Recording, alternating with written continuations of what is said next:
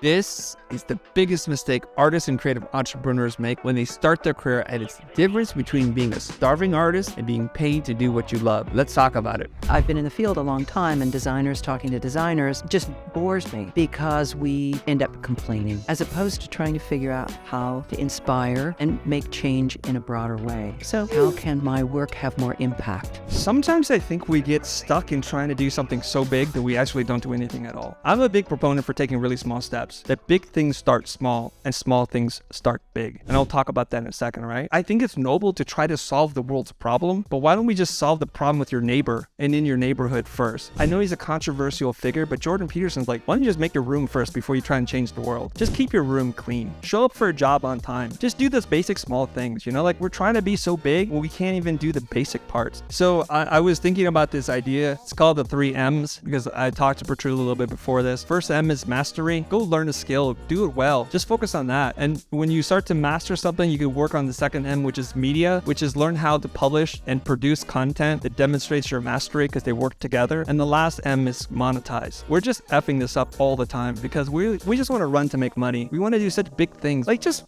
learn a freaking skill. I don't care what it is. Learn a skill first and get really good. And it's super sad because I'm 51. My life is fine. Everything will be okay. My kids are set. My wife is set. Doesn't matter to me what you do. I care about you. I want you to succeed. And it just kills me. It's like, just take the next step. Do you guys know who Terry Crews is? He's in Pasadena apparently. And it's crazy because I want to meet him next week. And I'm like, that can't be the same Terry Crews. No, it's the same one. The guy is super buff, former NFL athlete. You know, I was reading in a Muscle and Fitness magazine or GQ or something. He wrote about this and he says, I hate working out. Have you seen Terry's body? How does a guy that looks like that hate working out? And I wanted to read more. And he said, I hate working out. Here's what I do. I get up in the morning, I put on my exercise clothes, and I feel pretty stupid standing in my kitchen with my exercise clothes on. So I put on my shoes. Well, I got somewhere to go, I think. So he drives to the gym. He sits in the parking lot. I'm pretty stupid for sitting out here in the parking lot. I just go inside for a few minutes. I'll do a few reps, 3 hours later. Whoa. You know, but if you just wake up one day and it's like, I'm going to be Terry Crews tomorrow, look around this room. Just take the small steps. You know, we have now, I'm not trying to brag on you, 2 million subscribers. I was happy with 250 views. I just wanted to get to the next mile marker. There's this great Adidas ad or Adidas, right? Ad, it's beautiful. It's like this street and it goes off like single point perspective. And there's like cars and a home and it says just to the mailbox, just to the corner, just to the stoplight. And the type just keeps going on and on and on. For the love of sport, that's it. Just the next marker. So everybody's trying to change the world.